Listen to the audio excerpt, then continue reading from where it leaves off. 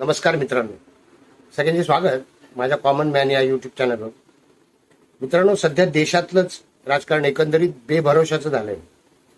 बेभरोशाचा याचा अर्थ असा की प्रत्येक पक्ष जास्तीत जास्त जागा आपल्या पदरात कशा पाडून घेता येईल, लोकसभेत अथवा विधानसभेत किंवा सत्तेत आपल्याला चांगलं स्थान कसं मिळेल या प्रयत्नात आहे. त्यात अनेक छोटे मोठे पक्षही आहेत. आता मोठ्या पक्षाची गोष्ट केली तर त्यात देखील हे सर्रास सुरू आहे. छोटे पक्ष पूर्वीपासून आयत्या वेळी युती करत होते, युती तोडत होते, एखाद्या पक्षाला आधार देत होते, एखाद्या पक्षात सामील होत होते, पुन्हा पुढच्या निवडणुकीच्या दुसरीकडे जात होते. पण आता मुख्य पक्षांनी देखील अशा गोष्टी सुरू केलेल्या आहेत आणि महाराष्ट्रात ते घडलेले आहे. 19च्या निवडणुकीनंतर ते माहितीच आहे तुम्हाला की महाविकास आघाडी स्थापन झाली. हिंदुत्वचे सम्राट बाळासाहेब ठाकरे यांच्या विचारांना तिलांजली देऊन ती आघाडी स्थापन झाली. त्याची कारणं सांगितली गेली उद्धवजी ठाकरे यांच्याकडून की आम्हाला धोका दिला गेलाय, पाठीत खंजीर खुपसला गेलाय वगैरे. आणि त्यानंतर काँग्रेस आणि राष्ट्रवादीशी हातमिळवणी करून महाविकास आघाडीची स्थापना झाली होती. ती घटना आता जुनी झाली, कारण त्यानंतर ज्या अजून भयानक घटना घडल्या त्यामध्ये शिवसेना फुटली, राष्ट्रवादीही फुटली आणि पुन्हा युती सरकार आलं. म्हणजे एकनाथ शिंदे यांच्या गटाने 40 आमदारांसह बंडखोरी केली. दादा पवार यांनी देखील बंडखोरी केली आणि युती सरकार पुन्हा स्थापन झालं, ज्यामध्ये एकनाथ शिंदे मुख्यमंत्री आहेत आणि दादा पवार, देवेंद्र फडणवीस हे उपमुख्यमंत्री आहेत. कारभार तर चांगला चाललाय, पण शेवटी महाराष्ट्रामध्ये गुन्हेगारी आहेच, जी वाढली असं म्हणता येणार नाही, पण गुन्हेगारी आहेच. आणि ते आता राजकीय गुन्हेगाराचं स्वरूप आलं या गुन्हेगारीला.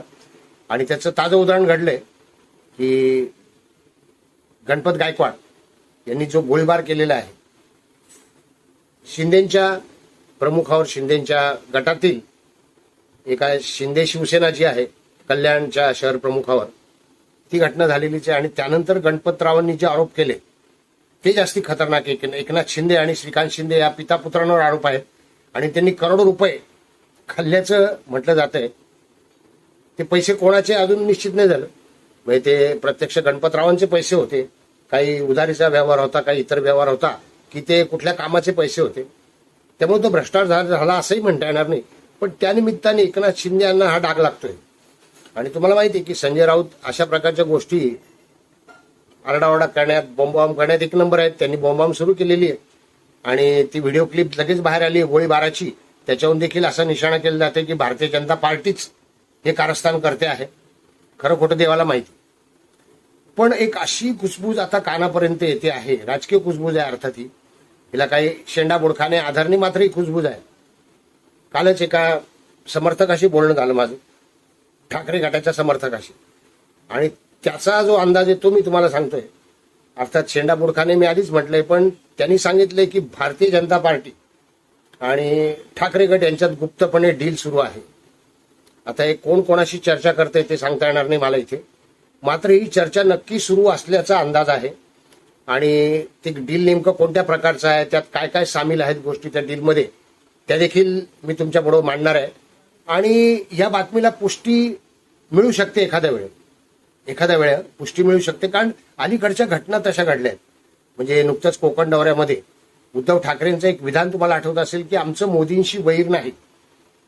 जे मोदींवर टीका करत होते देवेंद्र फडणवीस तर करतातच, जाता येता करतात, एकनाथ शिंदे नेहमीच गिऱ्हाईक आहे, तर त्यांनी मोदींबद्दल चांगले उद्गार काढले. दुसरी घटना अशी आहे की वंदे भारतमध्ये प्रवास केला उद्धव ठाकरे यांनी. म्हणजे जे विकास कुठे आहे किंवा विकास काहीच केला नाही असं म्हणणाऱ्यांनी विकासाचा एक भाग असलेली वंदे भारत त्यामध्ये प्रवास केला.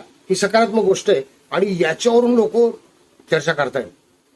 आता तुम्हाला बघा ते पटतंय का, ही डील नेमकी काय आहे आणि कशाबाबत आहे. ही डील अशी आहे, खूप मनोरंजक आहे आणि खतरनाक देखील तेवढीच आहे. मागाशीच म्हटलं मी, कोण कोणाबरोबर केव्हा जाईल, कोण कोणाच्या पाठीत खंजीर खुपसेचा काही भरोसा नाहीये. अर्थात भारतीय जनता पार्टी जरी नैतिकता पाळणारा पक्ष असला तरी सध्या इतर पार्टीचं राजकारण बघून कदाचित भारतीय जनता पार्टी नैतिकता सोडू शकते, कदाचित सत्तेसाठी अर्थात. तर डील असं आहे, तुम्हाला एक घटना घडलेल्या आठवत असतील महाविकास आघाडीच्या काळामध्ये, ज्या खुनाच्या घटना घडल्या होत्या त्या आत्महत्या म्हणून दाखवण्यात आली. त्यातली पहिली घटना आहे दिशा सालियान, सुशांत सिंह राजपूत, आणि त्यामध्ये आदित्य ठाकरे यांचं नाव प्रकर्षाने पुढे येत आहे. आणि अनेक पुरावे सापडले असं म्हणतात, अनेक पुरावे नष्ट झाले, पण आदित्य ठाकरेंचं लोकेशन सापडलं असे म्हणतात. आणि आदित्य ठाकरे जेलमध्ये नक्की जाणार अशा बातम्या आपण ऐकलेल्या. निलेश ओझा जे सुशांत राजपूत आणि दिशा सालियान या केसमध्ये वकिली करतायत, त्यांनी मीडियावरून वेळोवेळी ही माहिती दिलेली आपल्याला. अनेक भारतीय जनता पार्टीचे समर्थक वाट बघतायत की आदित्य ठाकरे जेलमध्ये जातील, पण तो दिवस कठीण आहे. त्याच्या उलट मी बघतोय की आदित्य ठाकरे अगदी जोमानी काम करतायत, उद्धव ठाकरे देखील जोमानी काम करतायत. म्हणजे या आरोपामुळे ते कुठेही विचलित झालेले दिसत नाहीयेत, राजकीय दृष्ट्या किंवा सामाजिक दृष्ट्या म्हणूयात आपण. त्यांच्या वर्तनात उलट त्यांचं जास्त अग्रेसिव्ह झालेत. कदाचित हा अग्रेसिव्हनेस एक कारणही असेल आरोप होत आहेत म्हणून. पण आता आपल्याला अटकेचीच भीती नाही अशा पद्धतीत त्यांचं वर्तन आहे. एकंदरीत सिंपथी कार्डचा मागच्या मी व्हिडिओ बनवला होता की कदाचित सिंपथी कार्ड खेळू इच्छित आहेत की मुद्दाम मला अटक करा म्हणजे मला सहानुभूती मिळेल जनतेची. हा पण शक्यता आहे. पण ही शक्यता अशी आहे की डीलमध्ये दोन गोष्टी आहेत बघा. कोणत्या दोन गोष्टी? तर पहिली गोष्ट आहे की आदित्य ठाकरे यांना अटकेपासून दूर ठेवावे. आदित्य ठाकरे सोडून द्यावे, थोडक्यात ती अटक रेंगाळली जावी कोर्टाच्या निमित्ताने, इतर कुठल्याही निमित्ताने अशा गोष्टी टाळता येतात.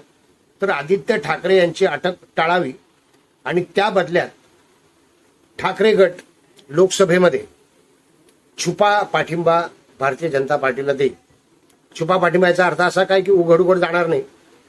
मात्र ठाकरे गट ही जी आघाडी बनते आहे, ज्याच्यामध्ये आता वंचितचे प्रकाश आंबेडकर पण येत आहेत, ही आघाडी यशस्वीपणे बोलणी होऊ देणार नाही. जागा वाटपामध्ये काहीतरी गोंधळ उडेल. जागा वाटपामुळे हे आघाडी फिसकटेल, एकटे लढतील आणि त्याचा फायदा कोणाला मिळणार तुम्हाला? त्याचा फायदा भारतीय जनता पार्टीला मिळेल. भारतीय जनता पार्टी आहे राष्ट्रवादीच्या अजितदादा पवार गट आणि शिंदे गट, याला स्वाभाविक त्याचा फायदा मिळू शकतो आणि जास्तीत जास्त खासदार लोकसभेतही येऊ शकतात आणि विधानसभेतही येऊ शकतात. त्याच्या बदल्यामध्ये दुसरं डील पण आहे, जे फक्त आदित्य ठाकरेंचं नाही, हा छुपा पाठिंबा आहे. अर्थात छुपा पाठिंबा भारतीय जनता पार्टी तो घेईल की नाही, ऑलरेडी घेतला आहे हे माहीत नाही. आणि दुसरं आहे की गणपत गायकवाड यांनी जे आरोप केले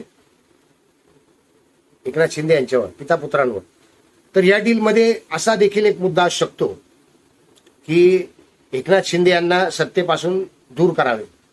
कारण ऑलरेडी मागण्या सुरू झालेल्या आहेत एकनाथ शिंदेच्या राजीनाम्याच्या. संजय राऊत यांनी एकनाथ शिंदेवर कारवाई व्हावी, कुठे गेली ईडी, कुठे गेली सीबीआय, एकनाथ शिंदेवर कारवाई व्हावी, त्यांना अटक व्हावी, अशा बोंबा सुरू केलेल्या आहेत. आता लोक किती याच्यावर विश्वास ठेवतील? कारण माझ्याशी बोलणारा कार्यकर्ता देखील जबाबदार होता आणि त्यांनी हे सांगितलेलं आहे की अशी शक्यता आहे आणि अशी मुंबईत कुजबूज सुरू आहे. परवाच्या भाषणात ठाकरेंचं विधान देखील एक आहे. कोकणामध्ये दौऱ्यावर अनेक झंझावाती भाषणं झाली आणि त्यामधलं एक विधान आहे की हे भगवं वादळ हे जे कोकणातलं आहे ते आता थेट दिल्लीपर्यंत जाणार आहे. ते दिल्लीपर्यंत काही डील घेऊन जाणार आहे का, की ऑलरेडी डील घेऊन गेलेलं आहे? आणि त्या बदल्यामध्ये एकनाथ शिंदे यांना सत्तेतून दूर करावे, पहिली अट. दुसरी अट आहे, आणि पहिली अट आहे की आदित्य ठाकरे यांना अटकेपासून वंचित ठेवावे किंवा आदित्य ठाकरे यांना अटक केली जाऊ नये, ही शक्यता आहे. मी म्हटलं ना की हल्लीच्या राजकारणात कोण केव्हा पक्ष बदलेल किंवा कोण कुठल्या पक्षासोबत जाईल, कुठे काय युती करतील याचा काही अंदाज नाहीये. कारण सगळा सत्तेचा खेळ आहे. आपण समर्थक उगाच एकमेकांशी वाद घालत बसतो, फेसबुकवर बघतो, इंस्टाग्रामवर बघतो, उगाच समर्थक अगदी हमरी तुमरीवर येत असतात. आणि भारतीय जनता पार्टी जर असं डील करेल तर अर्थात योग्य नसेल ते. एकनाथ शिंदेचा चांगला कारभार, एकनाथ शिंदेंनी चांगलं काम केलेलं आहे. केवळ लोकसभा किंवा विधानसभेच्या निवडणुका करता येत असेल किंवा हा गणपत गायकवाडांचा प्रकार मुद्दाम घडवला असेल तर ते योग्य अयोग्यता आपण ठरवू शकत नाही. कारण शेवटी सत्तेचा प्रश्न आहे, राजकीय स्पर्धा आहेच. समर्थक काय कुठेही समर्थन देतात, आपल्या नेत्यांवर त्यांचा विश्वास असतो. ठाकरे गटाचे समर्थक देखील आरडाओरडा करतील थोडासा आणि पुन्हा ठाकरेंनाच मदत करतील. बीजेपीचं देखील तेच करतील, समर्थक आरडाओरडा करतील, हे योग्य नाही म्हणतील, फेसबुकवर 2-4 लेख लिहितील, पोस्ट टाकतील निषेधाच्या आणि पुन्हा तेच होणार आहे. पण मला तरी प्रामाणिकपणे वाटतं की दिशा सालियानला न्याय मिळाला पाहिजे. आणि एकनाथ शिंदे हे चांगले कार्यकर्ते आहेत, एकनाथ शिंदे हे चांगले कार्यकर्ते आहेत आणि त्यांनी ऐनवेळी बीजेपीची साथ घेऊन हे जे ठाकरे गटाला नामोहरम करण्याचं काम केलेलं आहे किंवा ठाकरेंची शिवसेना फोडण्याचे काम केलंय ते योग्य होतं. त्यावेळी ते निश्चितच त्यांनी योग्य अशी स्टेप घेतलेली आहे बंडखोरीची. तेव्हा एकनाथ शिंदे यांना असं करू नये. जर असं होत असेल तर असं होऊ नये त्यांच्या बाबतीत. आणि मला खात्री आहे भाजप करणार पण नाही. कदाचित ही पण शक्यता आहे की ठाकरे गटाकडून मुद्दाम अशी आवई उठवली जाते आहे किंवा आवई उठवणारा अजून एक गट आहे शरद पवार गट, त्यांच्याकडून मुद्दाम अशा बातम्या पेरल्या जात असतील. रणजित गायकवाड नाही, गणपत गायकवाड हे एक मोहरा देखील असतील आणि मोहरा म्हणून त्यांना यांच्याकडूनच वापरलं असेल. ठाकरे गट आणि राष्ट्रवादीचा उरलेला शरद पवार गट यांच्याकडून वापरला असेल ती देखील शक्यता आहे. एकनाथ शिंदेंना दोघांनी निशाणा केला असेल ही देखील शक्यता आहे.